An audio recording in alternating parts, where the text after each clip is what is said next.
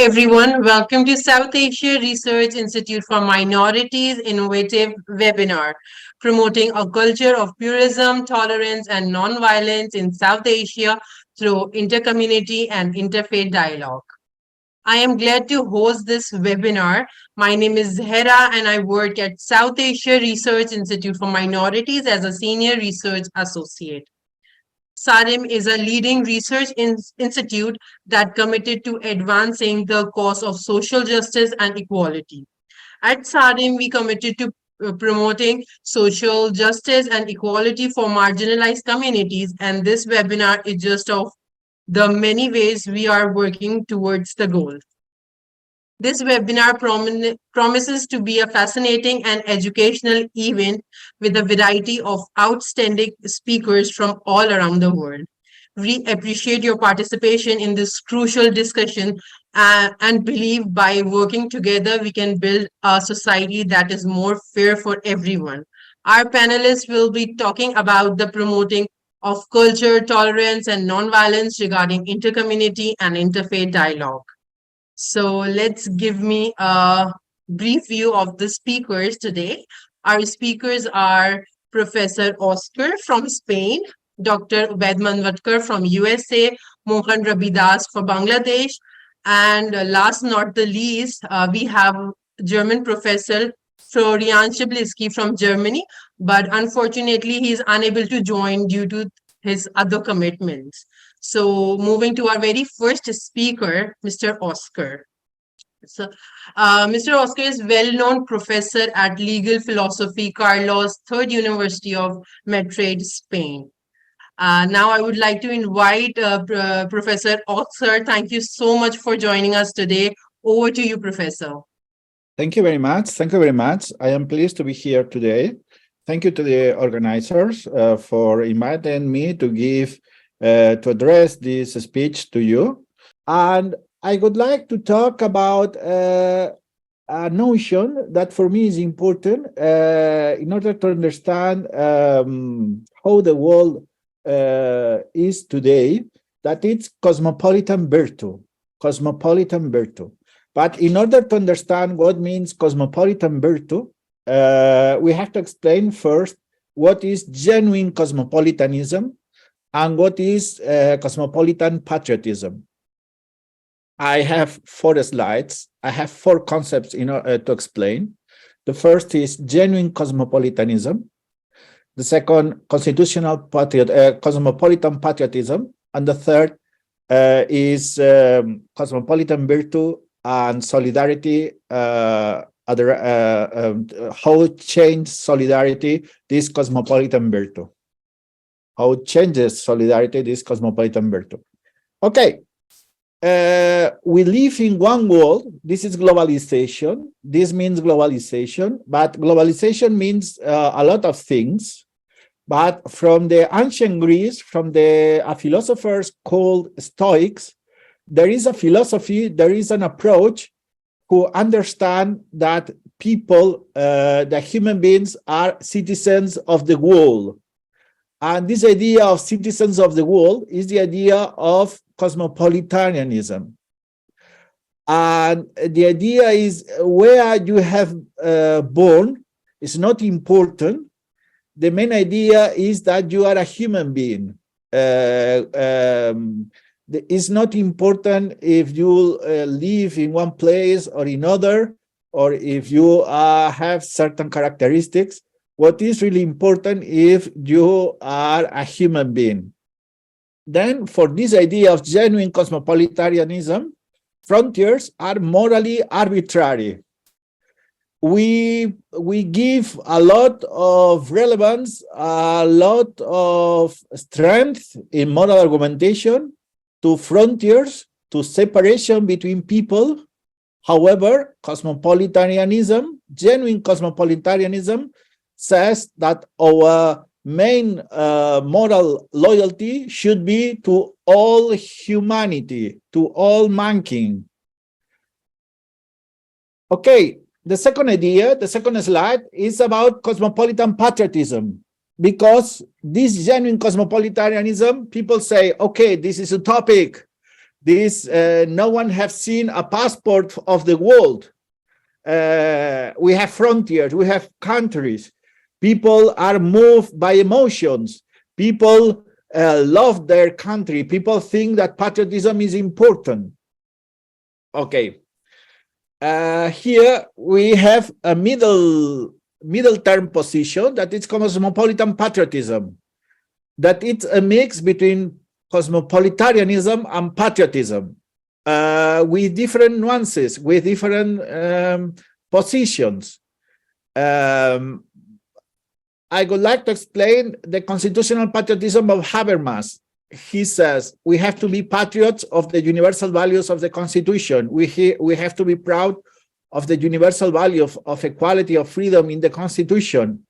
Then, if we are constitutional patriots, we have to be cosmopolitan, because our reference is the world. There are other positions that say there are loyalties, cold loyalties, for example, the world, and hot loyalties, for example, the community or the people or other type of. But we can have both loyalties, hot loyalties, cold loyalties. Our moral world is complex. Our third slide is cosmopolitan virtue. This is an idea that I have developed in an article called Some Strategies to Cosmopolitan Virtue that I will send to the organizers of this panel. And the main idea is that one identity is legitimate in the way they treat the other, the alterity, the otherness, how you treat the other.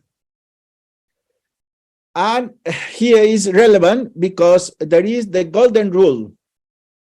Treat the others as the other treats you. This is the silver rule. Treat others as the other treats you. The golden rule is treat the others as you want to be treated. This is the golden rule.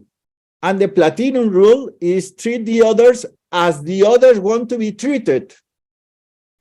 The golden rule is in all religions, in all moralities, all moralities, we have the golden rule. Treat the others as you want to be treated.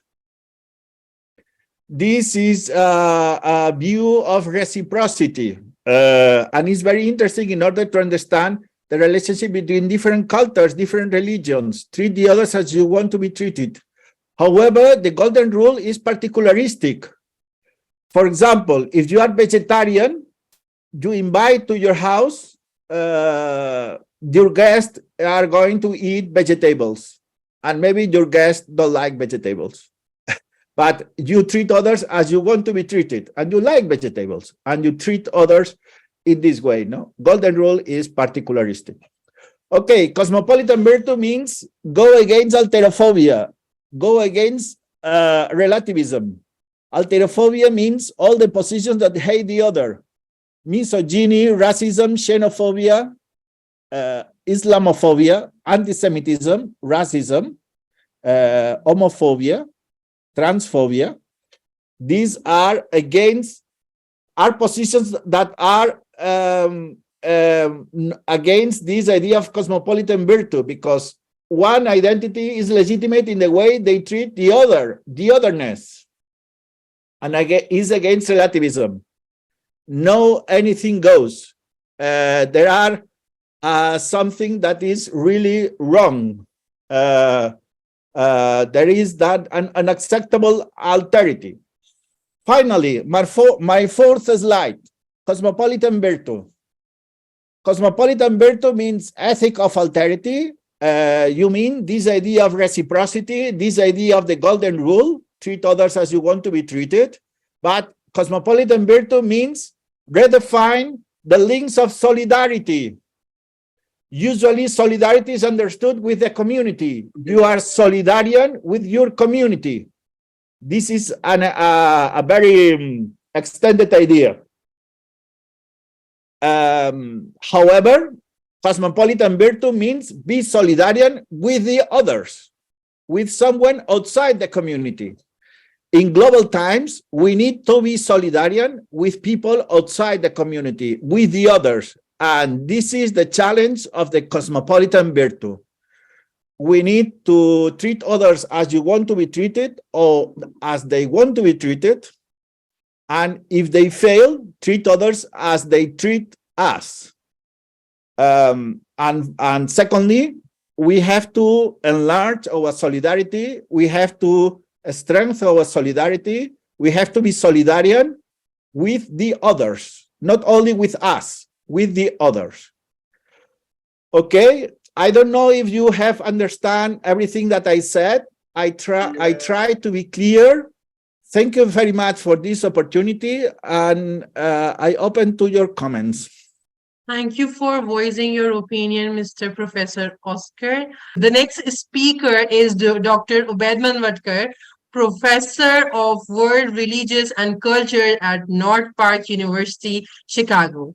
Also, he is a well-known writer, peace and justice activist from USA. Please, Dr. Obed, shed some light on this matter. Thank you so much, SARIM family. I call SARIM family to have me again on the webinar, and without wasting time, I will just turn on to my presentation. And all right, so yeah, so today's topic is promoting culture of pluralism, tolerance, and non-violence in South Asia through intercommunity and interfaith dialogue. And I was I'm supposed to speak on this topic, and I will surely talk about it, and within a few period of time. So key points of this topic, as mentioned in your requirements, it is about importance of dialogue for fostering a culture of pluralism and tolerance, challenging the hate-based narratives, and promoting interfaith and intercommunal harmony, platform for activists to raise awareness about the dangers of hate-based narratives and the importance of the tolerance and harmony in establishing a peaceful and just society. So before I get into it, I would love to share the story of one of the greatest champion of interfaith dialogue happened in my hometown. And so I come from Nagpur. My hometown is Nagpur in India. And my hometown is a hub of most of the world religions. So in my hometown, you have a National Council of Churches in India. We have Diksha Bhumi, where Dr. Ambedkar converted to Buddhism. That's one of the headquarters of Neo Buddhism. You have Islamic shrines of Hazrat Baba Tajuddin, the Sufi shrine, and there is one more Jama mosque, not the Delhi one, but the Nagpur. It's a huge mosque there. Then you have a Zoroastrian cultural center there, Parsi religion. Then you have Jain temples, and then you have Hindu temples, and you have a Sikh religion.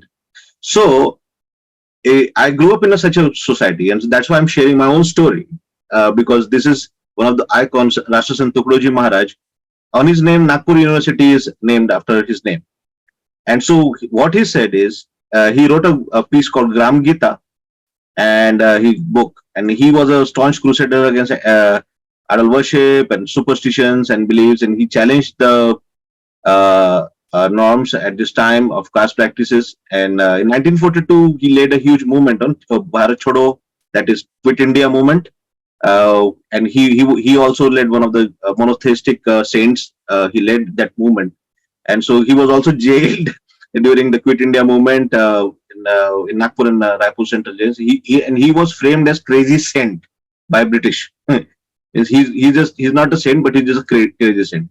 But he founded Gurudeva Seva Mandal. His organization has 40,000 branches in all over North India till today, and a monotheistic tradition.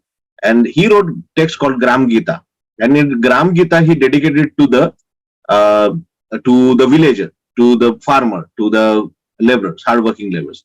And this Gram Gita is based on it's a poetical collection, and how can a village can be developed. So it's about that. So I'm not giving a review of the Gram Gita. So it is stories of there are few chapters. One of the chapters is dedicated to Prophet Muhammad.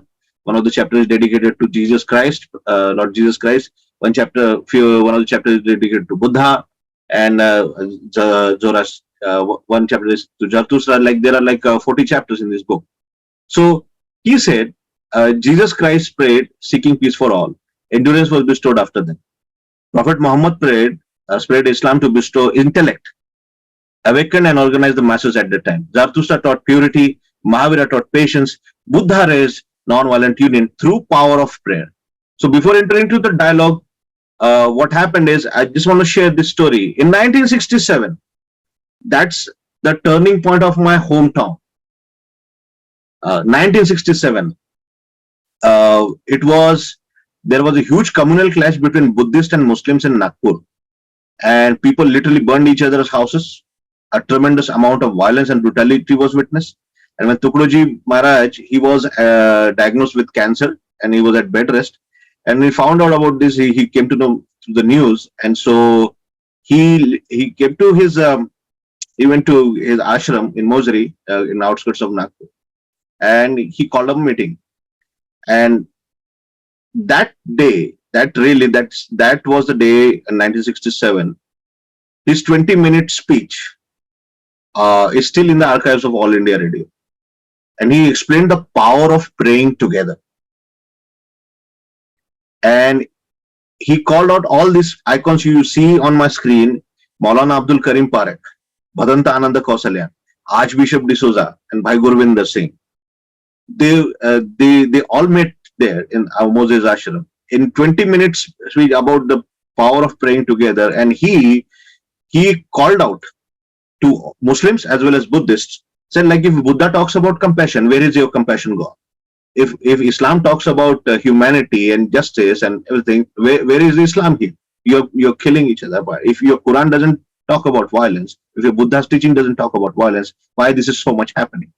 Because we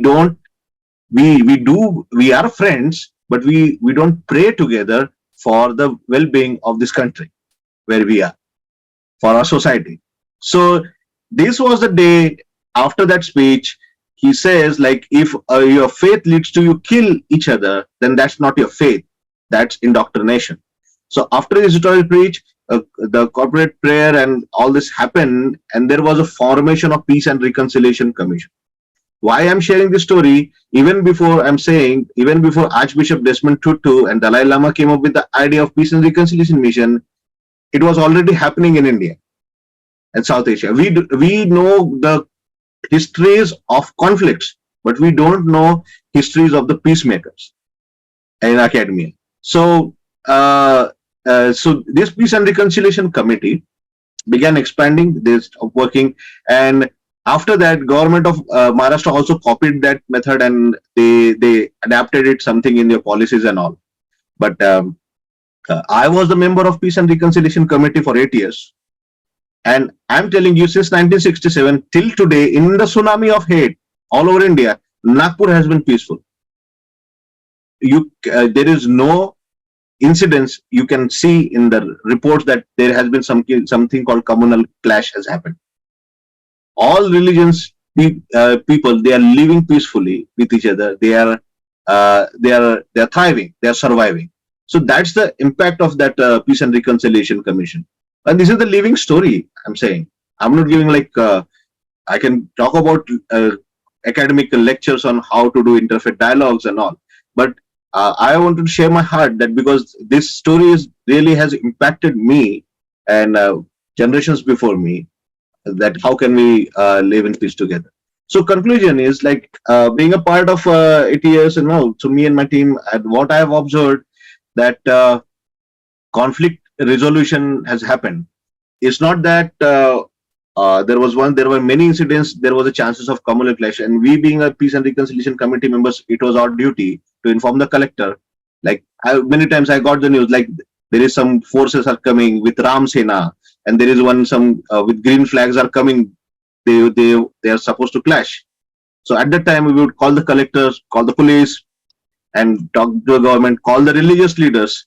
Hey, brothers, sisters, can we do something to stop this? So this has been a remarkable impact on my society, and so even today, even if I am not available in person, my colleagues are regularly in touch. They are regularly in touch with me. They keep asking me suggestions. So it is a fact that there have been atrocities and injustices between people of different faith, but this is something we should learn from, but not live in. the power of religion can be used as a major force of unification among divergent factions, and hence it can play a key role in promoting global peace and reconciliation by bringing various groups together in order to establish and maintain constructive channels of communication and sustainable collaboration. A platform, so that is your goal of this webinar. Now, where is the platform? So platform like Peace and Reconciliation Committee is needed for South Asia especially. The global, they have, in America we have, in Europe we have, but even in South Asian context, the people of some marginalized groups who are in different faith, they need to come together. They need to form a Peace and Reconciliation Committee, and so that we could, and once this committee is formed, then it can give a channel to the activists. We can train up activists to work forward, like to advance world peace and uniting faiths and fostering reciprocal understanding, acceptance, and tolerance amongst disparate religious communities. And thus, we together can break down all the walls of division and the barriers and stand at the center of numerous communal clashes with the objective of achieving peace and harmony. So that's what from my side. So that's how we can do, and we can achieve our goal. And yeah, so grateful for SARIM, which is doing this. So yeah, I'm open for questions. Thank you so much. I agreed with you, Dr. Obed. I appreciate you sharing your knowledge and insights. Moving to the last speaker, we have Mohan Rabidas. He is a Dalit human rights defender and motivational speaker from Bangladesh. He is well known in the field of his insightful contribution. Mr. Mohan Rabidas, please share your thought and experiences with us. Over to you. Thanks to you, the organizer, and a special thanks to Oscar ji, our Obed ji. They discussed very well, and each topic they discussed, each point they discussed within very short time is very relevant with this design topic. And as there is very few time, you mentioned that we have to conclude this discussion within very few minutes. So I like to, as our Obed, if the pronunciation is not right, please forgive me. Our Obed sir already mentioned his experience. I have also such kind of experience. Though I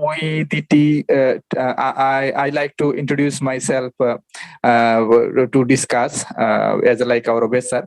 I living in a tea garden area, which is in Sylhet division, the Molibazar district of Bangladesh. Here 1.5 million tea workers are working in this country, and all these tea workers are migrated from different province or state of India, like as we the Rabidas people, the follower of Guru Rabidas ji, migrated from the Banaras, Balia, Uttar Pradesh side. There are some Tamil people, there are some Odisha people, Bangla people, and you become very much surprised that here we are living 1994 different community with different culture, different norms, different belief, and we are, some are Dalit, some are ethnic minorities, but it is a matter of regret that we are not, maximum community are not recognized either as a Dalit people or a ethnic minority people, though we have such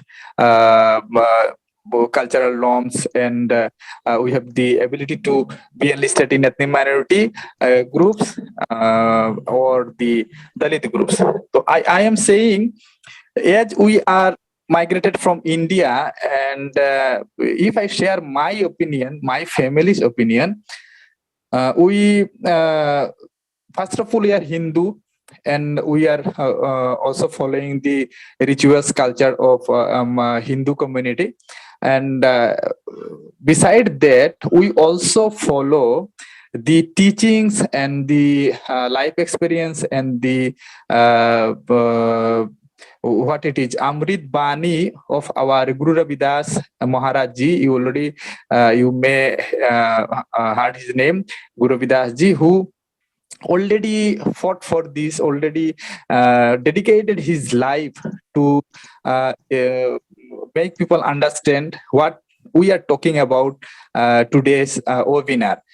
He think that he think all these world should be a city of no sorrow, city of without sorrow or without pain. He called it Begampura. Begampura शहर का नाव दुख अंधो नहीं तिही थाओ. He called that we are not Hindu, we are not Muslim, we are not black, we are not white, we are not brown, we are not blah blah blah. All we are human being, and this world should be named as Begampura, where there is no any discrimination, where there is no any caste based or other discrimination, where there is no any violence, yes, and where each and everybody's culture should be recognized. No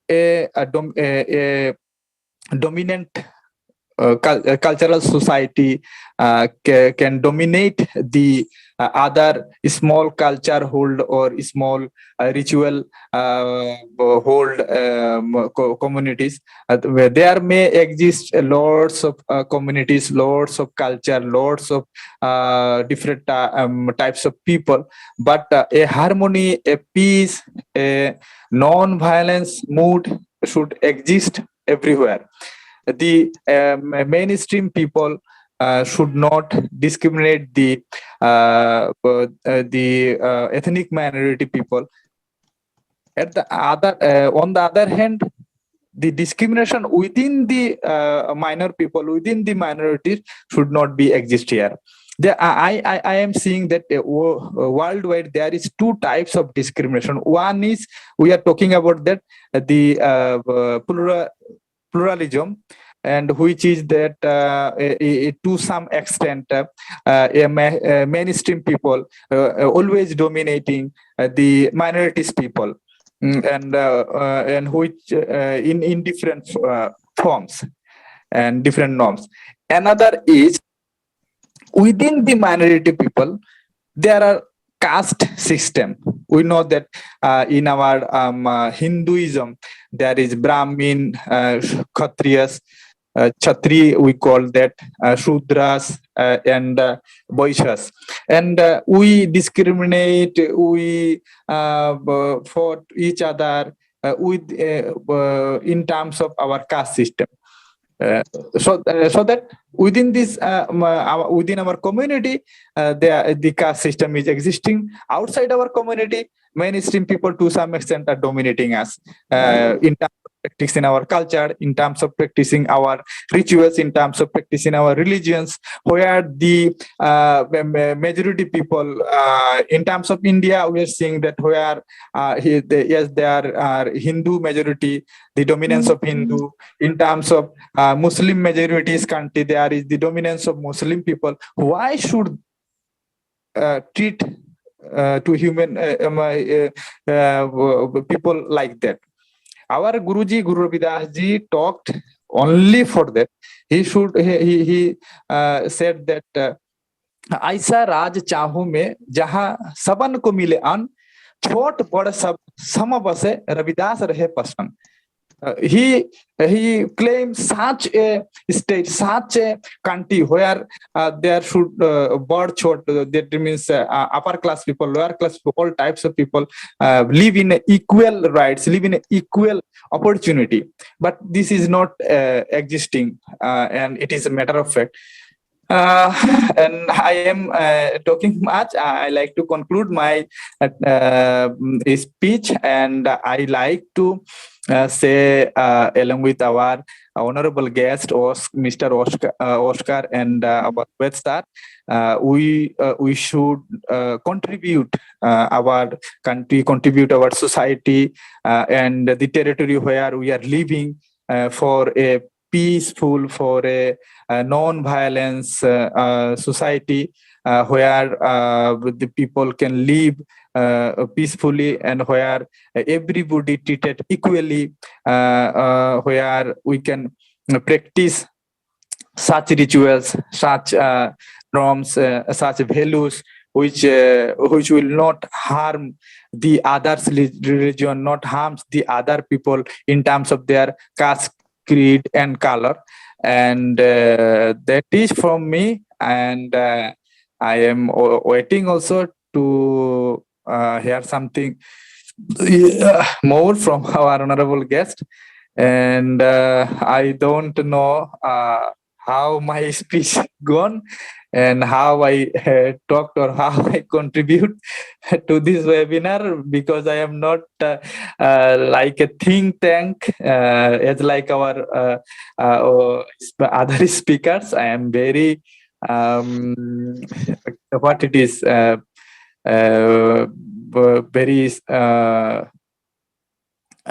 what it is very from very small society.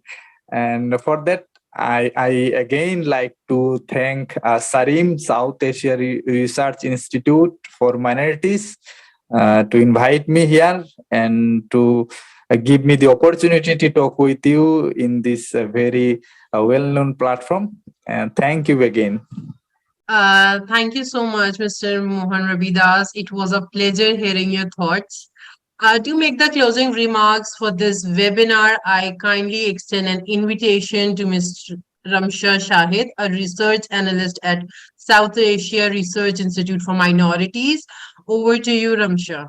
Thank you so much, Kissa, for inviting me. So I would first like to extend a heartfelt gratitude to all the esteemed guest speakers for making the webinar on promoting culture of pluralism, tolerance, and non-violence in South Asia through inter-community and interfaith dialogue a resounding success. This webinar served as a powerful platform to bring together diverse voices and perspectives from across South Asia as well as from other parts of the world, fostering a spirit of inclusivity, understanding, and harmony. It provided a unique opportunity for meaningful conversations, critical insights, and the exchange of ideas aimed at promoting culture of pluralism, tolerance, and nonviolence in our region. We express our sincere appreciation to all our distinguished guest speakers for their invaluable contribution. Their thoughtful presentations, personal experiences, and expertise shed light on the importance of inter-community and interfaith dialogue in fostering peaceful coexistence, mutual respect, and social cohesion. Now I would like to move certain excerpts of our speakers, what they have discussed. I would like to first start with our first speaker, who is Professor Oscar Pérez de la Fuente. He very comprehensively discussed the importance of cosmopolitanism in promoting pluralism, solidarity, and constructive dialogue in today's interconnected world. I second the view of Professor Oscar, as he said the societies become more diverse and interconnected through globalization and technological advancement. So it becomes increasingly important to foster an inclusive and harmonious global community, which can only be happen through the approach of to the mindset of cosmopolitanism. Now I would like to move towards our second speaker, who is Dr. Obed Manwatkar. He very rightly said that religion provides a framework of shared beliefs, values, and moral principles that guide the behavior and direction of its followers. These shared beliefs and values create a sense of belonging and identity among individuals who identify with a particular religious tradition. So these beliefs serve as a unifying force, bringing people together around a common purpose and providing a foundation for building relationship and social cohesion. Our third speaker, who is Mr. Mohan Rabidas, while sharing his experiences, he said or he presented the views regarding the eradication of upper class dominance, caste hierarchy, and social and economic statuses, as these are crucial for achieving equality and social justice. He rightly highlighted that these systems perpetuate inequality, restrict opportunities, and create barriers for marginalized groups, leading to their exclusion from various aspects of society, including education, employment, healthcare, and decision-making processes. So, by dismantling these structures, societies can strive for a more equitable and inclusive environment where every individual has equal opportunities and rights.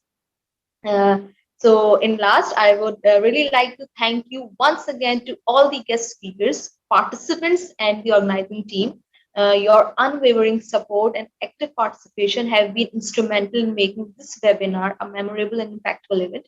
I really hope to continue our collective efforts to create a more tolerant, inclusive, and harmonious world. Over to you, Zehra.